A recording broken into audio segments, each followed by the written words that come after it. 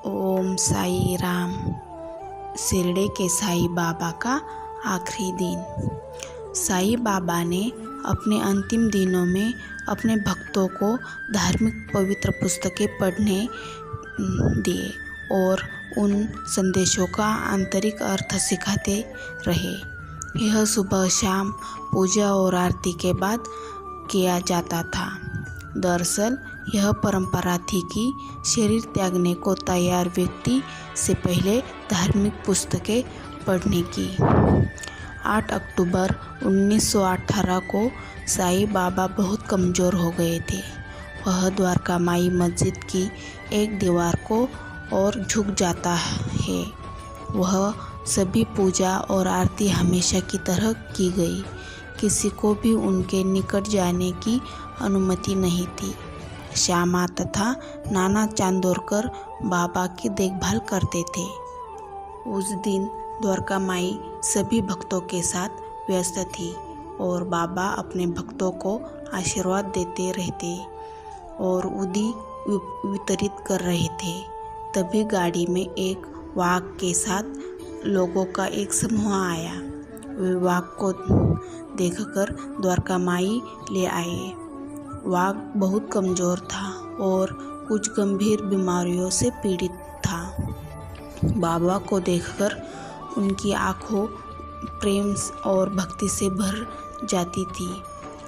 बाबा के बाघ के आंखों में गहराई से देखा। बाघ आंसू बहाने लगा और देखते ही देखते बाबा फर्श पर गिर पड़े और उन्होंने अंतिम सांस ली। इस तरह बाबा ने बाघ की आत्मा को शांति देने में मदद की। अंतिम दिनों में साई बाबा कैसे दिखते थे? साई बाबा दिन ब दिन कमज़ोर होते जा रहे थे।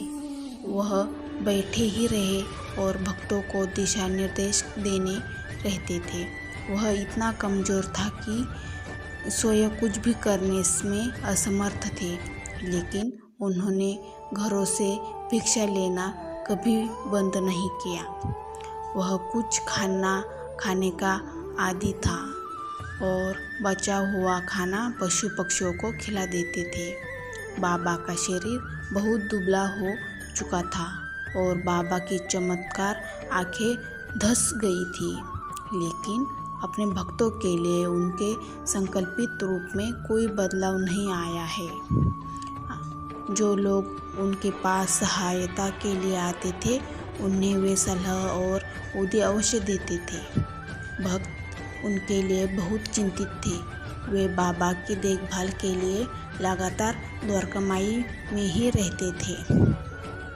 14 अक्टूबर की रात को साई बाबा आराम कर रहे थे और केवल कुछ भक्त ही बाबा के साथ बैठे थे।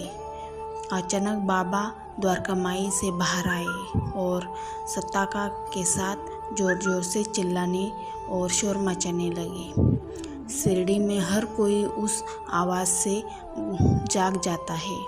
तब बाबा ने सभी को समझाया कि वह अमरावती में उनके भक्त खापरडे के घर आए चोरों के पीछे भाग रहे थे। इससे सिद्ध होता है कि बाबा अपने अंतिम समय में भी अपने भक्तों के बारे में सोचते ही रहते थे। साई बाबा का आखिरी दिन 15 अक्टूबर 1918 को दिन मंगलवार था।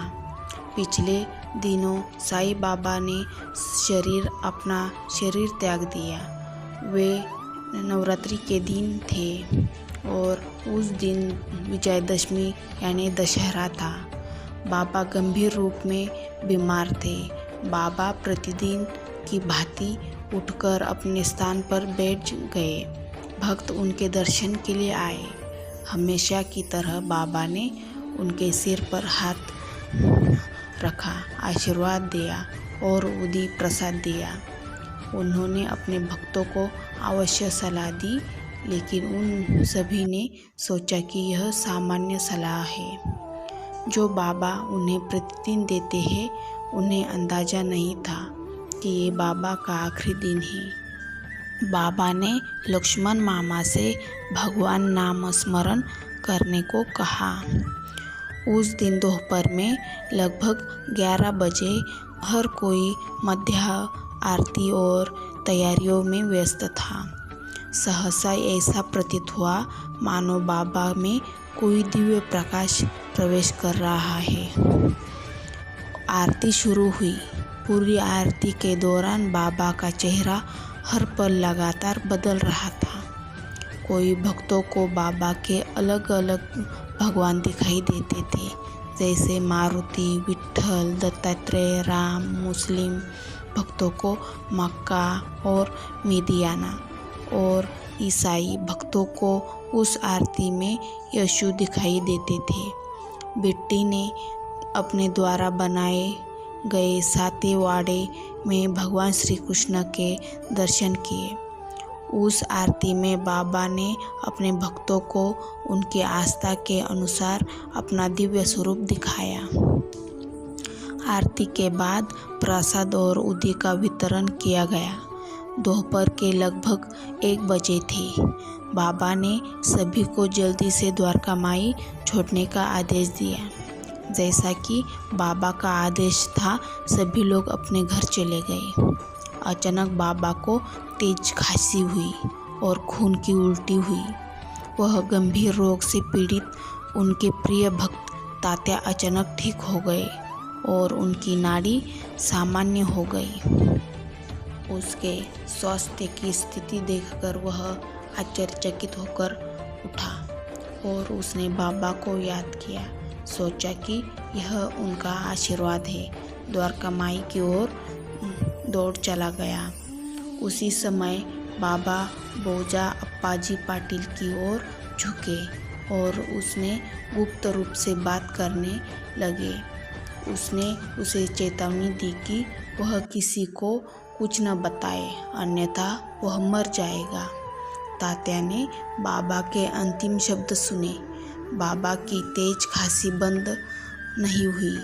उसे हर खांसी होने पर उल्टी आ रही थी।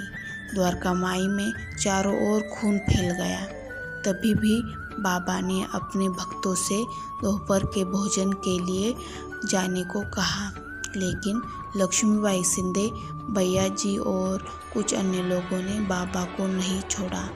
लक्ष्मीबाई शिंदे बाबा के पैरों के पास थी और बाबा भैया जी की गोद में लेटे हुए थे।